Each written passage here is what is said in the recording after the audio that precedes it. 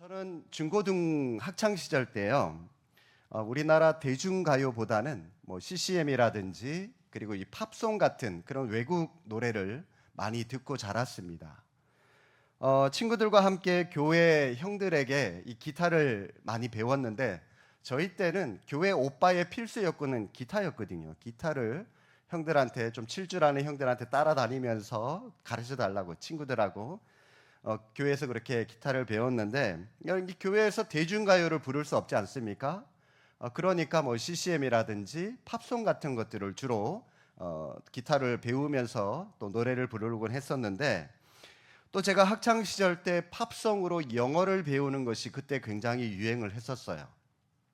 저도 그 중에 한 명이었기 때문에 이 팝송으로 영어를 많이 배우고 또 공부를 하곤 했었는데 그러다 보니까 요즘 식당을 가거나 카페를 가게 되면 옛날 올드 팝송을 들려주는 그런 카페들이 간혹 있습니다. 식당들이 간혹 있습니다. 그러면 야, 저 노래 내가 학창 시절 때 들었던 노래인데 많이 불렀던 노래인데 그러면서 속으로 같이 흥얼거리면서 따라 부르곤 합니다.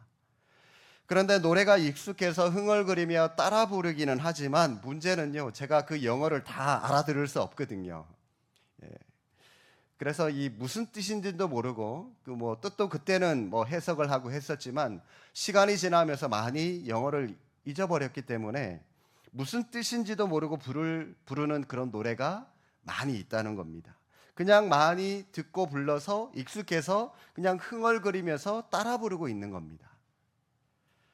어디 여러분 팝송만 그렇습니까? 요즘 나오는 가수들 노래를 이 젊은 가수들 노래를 들어보면 한국어인데도요.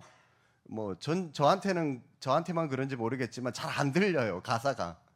뭔 노래를 하는지, 뭔 가사를 노래를 부르고자 하는지 잘 안 들려요. 근데 요즘 젊은 친구들은 뭐 잘 따라 부르고 뭐 랩 같은 거 빠른 가사인데도 불구하고 잘 따라서 부르더라고요. 노래가 익숙하니까 그냥 생각 없이 따라 부르는 사람들도 분명히 우리 가운데 있으리라 생각이 드는데 그런데 제가 이런 생각을 하면서 이런 가정을 한번 해봤습니다. 음악 평론가가 한 사람이 있다고 한번 생각을 해보십시오. 그 사람은 대중음악이나 팝송에 대해서 이론적으로 훤히 다 꿰고 있어요. 잘 알고 있습니다. 아무개 가수 그러면은 그 가수가 몇 년도에 태어났는지, 그가 어떻게 해서 가수가 되었는지, 그가 어떻게 해서 이런 노래를 짓고 이런 노래를 작곡하고 이런 노래를 부르게 되었는지. 심지어 여러분 요즘 뭐 K-팝이라고 그래서 우리나라 대중가요가 외국에도 굉장히 많은 영향을 끼치고 있지 않습니까? 그러니 그 이유가 무엇인지 다 분석까지도 할 줄 아는 그런 음악 평론가가 있다고 칩시다. 자, 그런데 불행하게도 그 사람은 음악 평론가면서 음악 듣는 걸 별로 안 좋아한다고 생각을 해보세요. 노래에 대한 이론은 빠삭한데 해박한 지식은 가지고 있는데 정작 노래가 나오면 그 노래를 잘 몰라요. 그냥 대충 저 노래 누가 불렀다라고 하는 그 정도로만 알지 노래가 어떻게 진행이 되고 가사가 어떻게 진행이 되는지 그 흐름을 잘 모른다고 생각을 해 보십시다. 자, 그러면 여러분 그 음악 평론가하고요 저하고 둘 중에 누가 더 팝송을 아는 사람이라고 할 수 있습니까? 누가 더 음악을 잘 아는 사람이라고 할 수 있습니까? 저 아닌가요? 그죠? 비록 이론적으로 노래를 부른 가수가 구체적으로 어떤 삶을 살았는지 잘 모른다 할지라도 또 가사가 정확하게 무슨 뜻인지 잘 모르지만 그런데 여러분 저는 그 음악에 대한 영향을 받으면서 살아가고 있지 않습니까? 그 음악을 저는 늘 들으면서 늘 마음 가운데 두면서 살아가고 있잖아요. 그래서 요즘에도 지금 뭐 가끔 머리가 복잡하거나 그러면 뭐 CCM 음악을 들을 때도 있지만 옛날 생각을 해서요. 뭐 비틀즈라든지 사이먼 앤 가펑클 이런 노래를 제가 많이 들었었거든요. 그분들의 음악을 듣고 있으면 정서적으로 안정이 되는 것을 요즘에도 제가 그런 영향력을 받으면서 살아가고 있습니다. 제가 오늘 왜 이렇게 이런 말씀을 시작으로 하는가 하면 혹시 여러분 우리의 신앙생활이라고 하는 것이 그저 성경을 하나님을 지식적으로만 아는 것에만 만족을 하고요. 하나님이 실제 우리의 삶 속에서 어떻게 역사하시고 어떻게 일하시는지 전혀 모르고 신앙생활을 하고 있는 것은 아닌가. 음악 평론가가 음악에 대한 해박한 지식만 갖고 있고 정작 그 음악을 자기 삶 속에 누리지 못하는 것과 마찬가지로 우리도 그냥 지식적인 하나님만 알고 그냥 성경에 나오는 것만 그냥 대충 알지 실제적으로 그 하나님과 어떻게 동행하는지 하나님이 내 삶을 통해서 어떻게 역사하는지 모르고 있다면 여러분 우리는 음악평론가가 음악을 제대로 알고 있다 말할 수 없는 것과 마찬가지로 우리는 하나님을 제대로 알고 그 하나님과 동행하며 살아가고 있다라고 말을 할 수 없다는 겁니다. 어떻게 아는 것이 예수님을 잘 믿는 것입니까? 어떻게 아는 것이 하나님과 동행하며 살아가는 삶입니까? 계시의 말씀인 성경을 늘 가까이 하고 성경을 늘 묵상하는 태도를 가지고 더 나아가 그렇게 묵상되어진 하나님의 말씀이 이론으로만 끝나는 것이 아니라 실제로 내 삶 속에서 내 일상생활 속에서 나와 함께 일하시고 오늘도 내게 선한 영향력을 미치는 그 하나님인 것을 늘 체험하며 경험하며 살아가는 것. 여러분 이것이 예수님을 잘 믿는 사람이고 이것이 성령 하나님과 동행하는 사람의 모습이라는 겁니다. 이런 관점으로 여러분 오늘 본문의 말씀을 한번 살펴봤으면 좋겠습니다.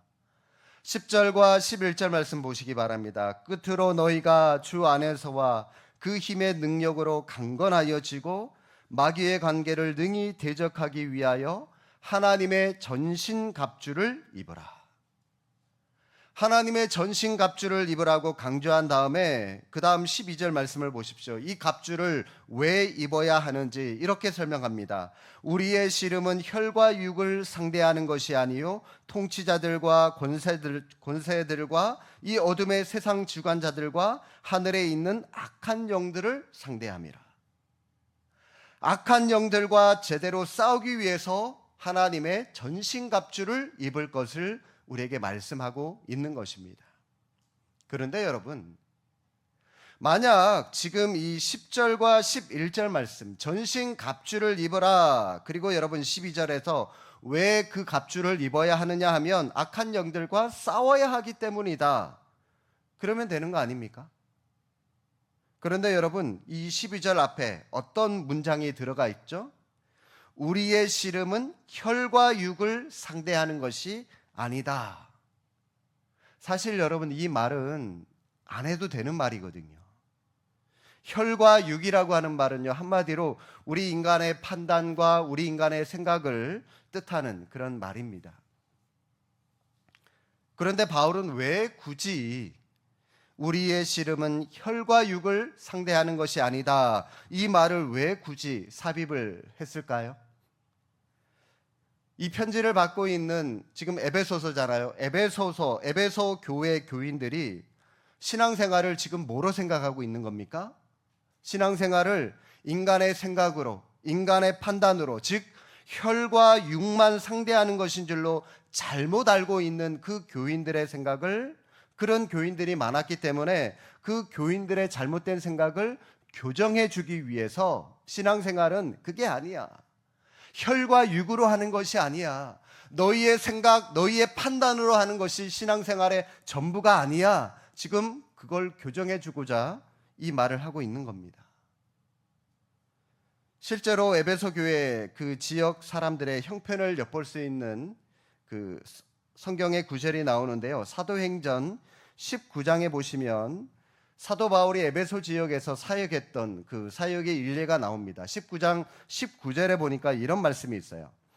또 마술을 행하던 많은 사람이 그 책을 모아 가지고 와서 모든 사람 앞에서 불사르니 그 책값을 계산한즉 은 5만이나 되더라.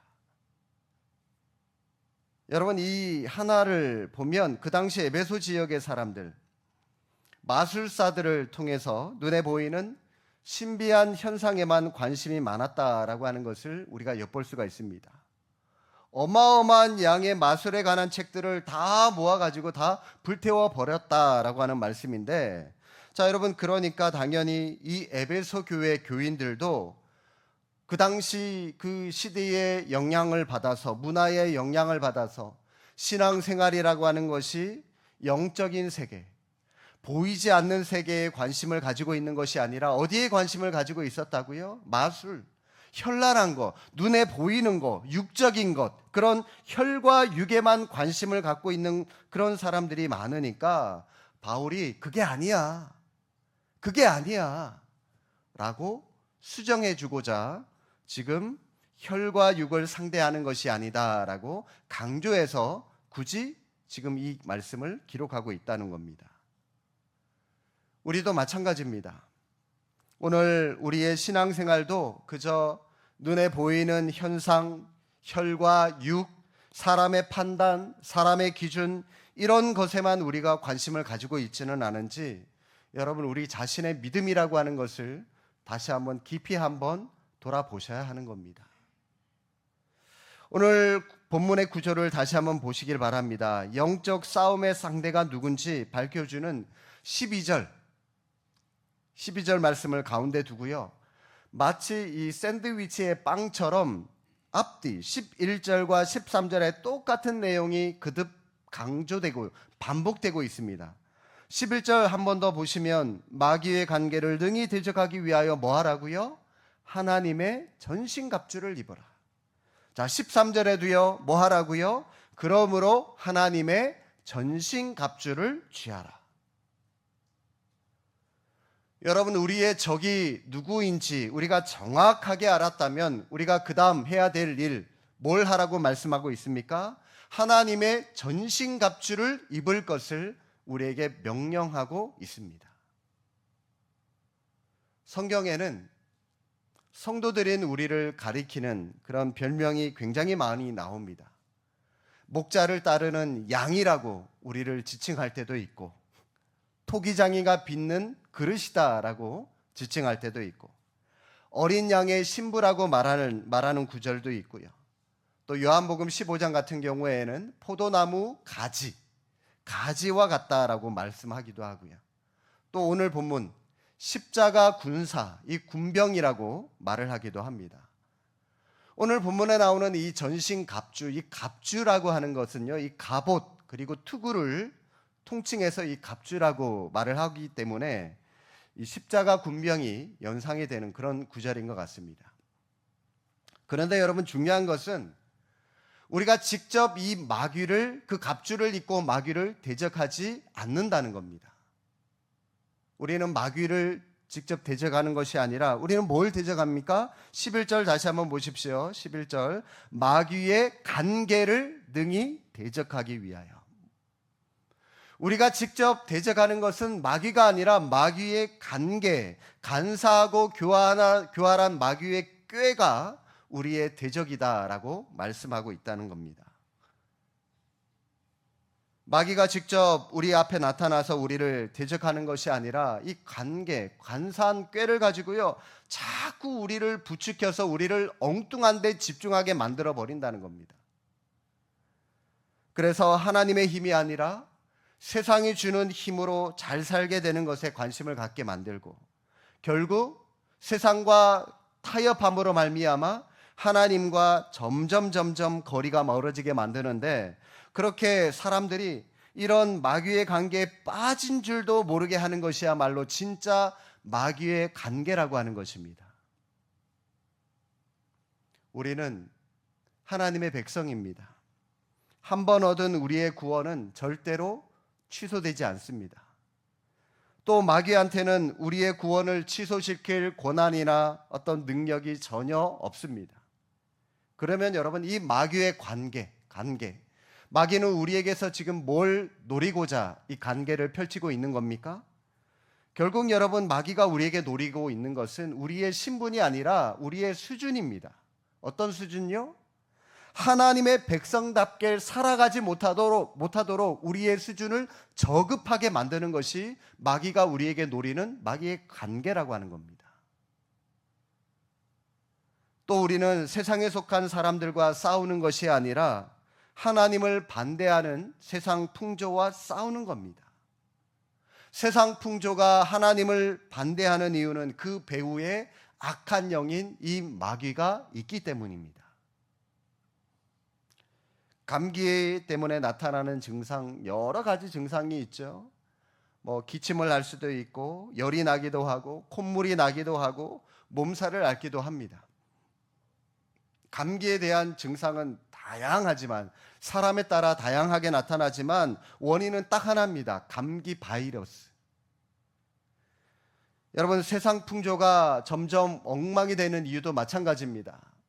형태는 다 달라요. 청소년 범죄가 날로 증가하고 가정이 파괴되기도 하고요. 연속극 소재마다 막장인 이유. 여러분, 증상은 다양하지만 그 원인은 하나입니다. 바로 배후에 마귀의 관계라고 하는 것이 있기 때문입니다. 욥기 1장에 보시면 하나님이 사탄과 대화하는 장면이 나옵니다. 하나님께서 사탄한테 질문하시죠. 어디서 왔느냐? 그랬더니 사탄이 이렇게 말합니다. 땅을 두루 돌아 여기저기 다니다가 왔습니다. 대답을 합니다. 한 청년이 그 내용을 읽다가 저한테 와서 이렇게 물었어요. 목사님, 그러면 사탄은 지금 뭐 하고 있어요? 지금도 여기저기 돌아다니면서 일하고 있어요? 사탄이 아무것도 안 하면 그게 사탄이냐? 그러면 목사님, 우리가 속아 넘어가지 않으면 사탄이 그냥 여기저기 돌아다니다가 끝나는 거네요. 헛쓰고 하는 거네요. 저는요, 이 청년의 말이 진리라고 하는 생각이 들었습니다. 사탄이 우리를 넘어뜨리려고 온갖 것들을 가지고 우리를 미혹하고 여기저기 돌아다니면서 우리를 넘어뜨리려고 난리를 쳐도 우리가 아무런 반응을 하지 않는다면 사탄이 헛쓰고 하는 일이기 때문에 여러분, 생각만 해도 굉장히 통쾌합니다. 그런데 문제는요, 사탄이 헛쓰고 할까봐 사탄이 불쌍해서 알게 모르게 협조하는 사람들이 꽤 있다는 겁니다. 그래서 우리에게는 이러한 마귀의 관계를 능히 대적하기 위해서 하나님의 전신갑주가 우리에게 필요하다는 겁니다. 그런데 여러분, 이 전신갑주는 우리의 갑주가 아닙니다. 하나님의 전신갑주. 무슨 말이죠? 하나님이 입으신 갑주라는 말입니다. 하나님의 옷이라는 말이에요. 우리를 사탄의 맹렬한 공격에서 보호하시고 하나님이 우리를 위하여 대신 치르신 그 영적인 전투에서 하나님이 직접 입고 치르신 옷이라는 말이에요. 하나님의 전신갑주. 6가지 장비들이 나오는데 여러분, 뭐가 있습니까? 기억나시나요? 여러분들께 나눠드렸던 그 첫 특세 출석표에 나와 있는 그림을 보시고 한번 대답을 해보셔도 되겠습니다. 6가지 장비. 일단은 진리의 허리띠가 나오고요. 그 다음 가슴에 붙이는 의의 호심경, 평안의 복음의 신발, 그리고 믿음의 방패, 그리고 구원의 투구, 마지막으로 성령의 검. 여러분, 요 6가지 일주일 뒤면은 다 외우고 계셔야 됩니다. 자, 내일 새벽부터 이 하나님의 전신갑주 6가지 장비들이 구체적으로 뭘 의미하는지 하나씩 매일 새벽 살펴볼 텐데, 사실 여러분, 이거 하나만 먼저 기억하시기 바랍니다. 이 하나님의 전신갑주, 하나님께서 입으신 하나님의 갑주이기 때문에 이 갑주는 사실 하나하나가 다 예수님을 가리키는 거예요. 예수님이라고 생각하시면 돼요. 자, 요거 여러분들에게 먼저 힌트를 하나 드렸습니다. 오늘 본문의 말씀과 관련해서 사사기 6장에 나오는 이 기드온이라고 하는 인물이 생각이 났는데, 지금 여러분, 이 기드온으로 들어가면 영적 전쟁 중에 있습니다. 사사기 시대입니다. 이스라엘 백성들이 주변에 많은 적국들과 싸우고 있어요. 그런데 그때 하나님께서 지도자로 기드온을 쓰시는데, 성경에 보니까 인간적으로 볼 때 이 기드온이라고 하는 사람이 전혀 지도자감이 아닌 거예요. 마음이 약한 사람에 불과하다는 겁니다. 사사기 6장 11절 말씀 여러분 자막 한번 보시기 바랍니다. 중간에 보시면 마침 요아스의 아들 기드온이 미디안 사람에게 알리지 아니하려 하여 밀을 포도주 틀에서 타작하더니. 자, 여러분 이 밀 타작이라고 하는 것은 뭐 그때나 지금이나 넓은 마당에 밀을 막 쫙 펼쳐놓고 뭐 요즘에는 기계로 하는 것이지만 그때 당시에는 옛날에는 뭐 마차라든지 황소를 끌고 다니면서 밀 타작을 해야 하는데, 그런데 여러분 지금 이 기드온이 밀 타작을 어디서 하고 있다고요? 좁은 포도주 틀에서 타작을 하고 있었다는 겁니다. 이유가 뭐라고요? 기드온이 왜 저렇게 하고 있었다고 말씀합니까? 미디안 사람에게 알리지 아니하려 하여. 다시 말하면 미디안 사람들에게 들키지 않으려고. 자기가 지금 밀타작을 넓은 마당에서 하다가 미디안 사람들이 쳐들어왔다가 오 저기 밀이 있네? 그러고요 들켜서 그 밀을 다 뺏길까 봐 안 뺏기려고 지금 숨어서 조용히 지금 이 포도주 틀에서 밀타작을 하고 있다는 겁니다. 여러분 이게 얼마나 옹졸한 모습입니까? 이렇게 겁이 많고 나약하고 소심한 그 기드온이 나중에 어떻게 민족의 지도자가 되어서 사사가 되어서 전쟁을 이끌 수가 있었습니까?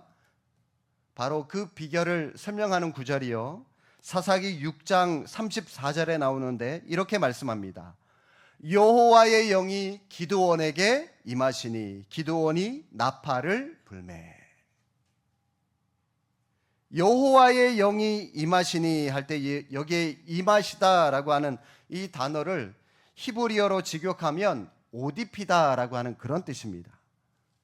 그러니까 여러분 저 말씀을 문자 그대로 직역하면 여호와의 영이 임했다라고 하는 말은 여호와의 영이 기드온을 옷 입히셨다, 옷 입혔다, 그런 뜻입니다. 여러분 그게 뭘 의미할까요? 인간적으로 볼 때 기드온은 그냥 나약한 인간에 불과하지만, 겁이 많은 인간에 불과하지만 성령께서 기드온에게 영적인 옷, 영적인 제복, 성령의 전신갑주를 입혀주시니까 그때부터 기드온이 용사가 될 수 있었다는 거예요. 영적인 지도자가 될 수 있었다는 것입니다. 경찰은 경찰 제복을 입을 때 그 권위가 나타나는 것이고, 군인은 군인으로서 군복을 입을 때 그 권위가 나타나는 겁니다. 휴가 가서 뭐 경찰이든 군인이든 이 군복이나 이 경찰복을 벗어버리면 이 군인인지 일반인인지 여러분 분별이 되지 않잖아요, 그렇죠? 마찬가지입니다. 이런 의미에서 우리 그리스도인들도 그냥 교회만 왔다 갔다 한다고 해서 저절로 크리스천이 되는 것이 아니라 성령께서 입혀주시는 성령의 제복을 입어야만 영적 권위가 그 속에서 나타날 수가 있는 것입니다. 이런 면에서 저는 제 안에 이 두 모습이 확연하게 드러나는 것을 저는 많이 느끼면서 살아가고 있습니다. 제가 제자 훈련을 인도하면 훈련생들이 대부분 저보다 다 나이들이 많습니다. 저보다 어린 분들이 별로 없어요. 연세가 더 많은 뭐 어떤 때는 뭐 형님들, 누님들 이런 분들도 훈련생들로 앉아 있을 때가 있고요. 많게는 뭐 삼촌뻘, 이모뻘 되는 그런 분들도 훈련 받겠다고 앉아 있을 때가 많이 있었습니다.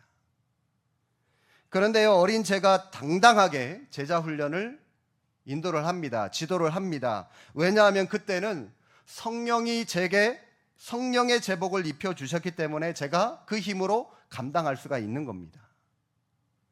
그런데 제자 훈련을 다 마치고 나면 지도자의 자리에서 내려와서 같이 식사하러 갈 때 있잖아요. 같이 커피 마시러 갈 때 있잖아요.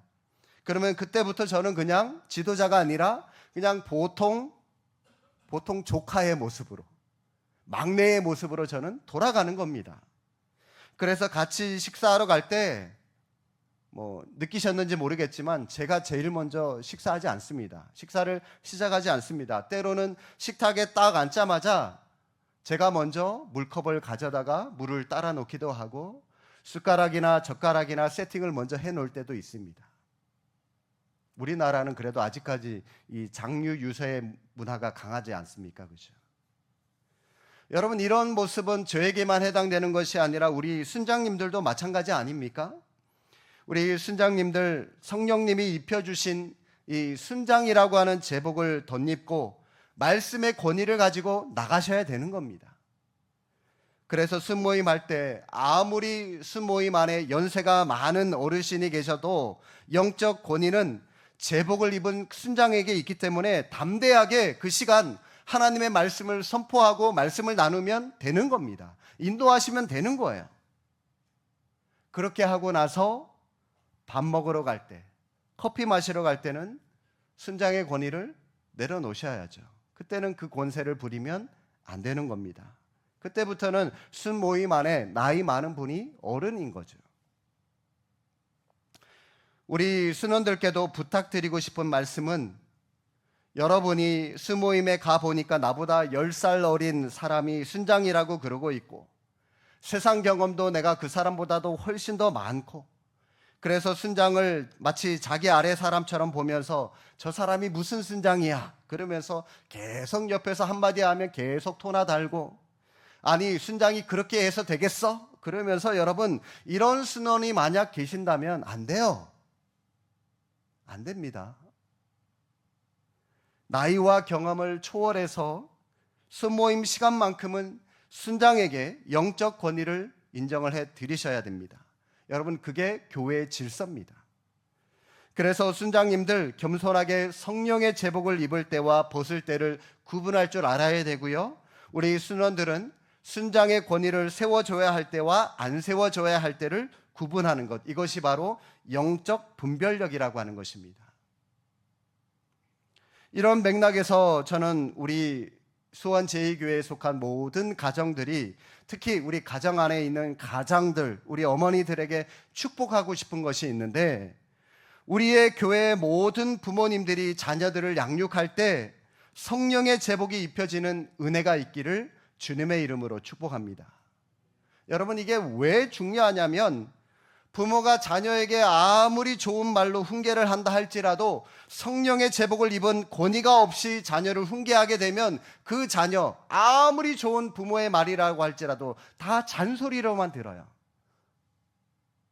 절대로 부모의 영적 권위를 인정해 주지 않습니다.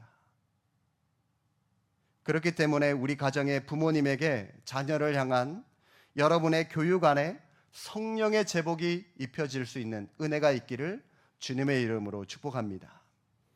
올해 우리 교회 표를 좀 직선적으로 정했습니다. 여러분, 그 주보 표지에도 나와 있는데요. 경배의 대로를 수축하는 우리 가정. 경배의 대로를 수축하는 우리 가정. 새성전 준공을 앞두고 우리 교회 성도님들과 어떤 비전을 좀 공유할까 기도하는 가운데 계속 성령께서 제 마음에 주신 단어가 두 개가 있었는데요. 하나는 예배라고 하는 단어였고요. 하나는 가정이라고 하는 단어였습니다. 이 가정하고 이 예배를 어떻게 연결시켜야 되나. 그러다가 제가 시편 68편 4절의 말씀을 보게 되었고요. 그 말씀을 토대로 해서 이 표를 정하게 되었습니다. 올해 여러분, 우리 딱 하나만 했으면 좋겠어요. 더도 말고 덜도 말고 딱 하나. 우리 가정을 하나님을 예배하는 가정으로 만드는 일에 여러분들이 더 많은 시간과 더 많은 에너지를 쏟고 투자하고 힘쓸 수 있는 그런 한 해로 만들어갈 수 있기를 바랍니다. 내일부터 시작되는 신년 특별 새벽 기도회에 하나님의 전신갑주에 대해서 하나씩 자세하게 살펴볼 예정입니다. 이것을 살펴보는 과정을 통해서 우리가 다시 한번 성령의 제복이 우리 안에 단단하게 입혀지는 그런 은혜가 있게 될 줄로 진심으로 믿습니다. 누가복음 18장 27절에 이런 말씀을 하십니다. 무릇 사람이 할 수 없는 것을 하나님은 하실 수 있느니라. 여러분, 우리 함께 다시 한번 읽어보시겠습니다. 이러시되 무릇 사람이 할 수 없는 것을 하나님은 하실 수 있느니라. 여러분, 우리 다시 한번 저 말씀 붙잡고 저 말씀 의지해서 하나님의 갑옷을 입고 다시 한번 일어나는 은혜가 있기를 바랍니다. 언제부터인지 믿는 우리 성도들 야성이 사라진 것 같아요. 죄다 이 믿는 사람이라고 하는 사람들이 가만히 보면 죄다 물러 터졌어요. 세상은 떵떵거리면서 자기들 잘났다고 저렇게 큰 소리치며 살아가고 있는데 예수 믿는 우리는 저 사람들의 기세에 눌려가지고 소리를 못 내요. 오히려 우리는 얌전하게 가만히 찍소리 못하고 가만히 있어요. 주님은 우리한테 신자답게 살라고 말씀하셨지 신자답게 살기 힘든 이유에 대해서 말해보라고 말씀하지 않았습니다. 여러분, 변명 이제 좀 그만했으면 좋겠어요. 하나님 앞에서 변명 그만하시고, 여러분, 군인한테 변명은 있을 수 없습니다. 상관의 명령에 절대 복종하는 것, 그게 군사지 않습니까? 군인이지 않습니까? 우리는 십자가의 군사들입니다. 주님께서 일어나라고 하면 그냥 일어나면 되는 거고요. 가라 그러면 가면 되는 거고요. 서라 그러면 서면 되는 겁니다. 두려워하던 그 밀타장 밭에서 일어나셔서 성령의 제복을 입고 올 한 해도 영적 전쟁에서 승리하는 십자가의 군사들로 담대하게 영적 무장을 감당하고 또 그 영적 무장으로 승리하는 삶을 살아가는 저와 우리 믿음의 성도들 다 되시기를 주님의 이름으로 축복합니다. 기도하겠습니다.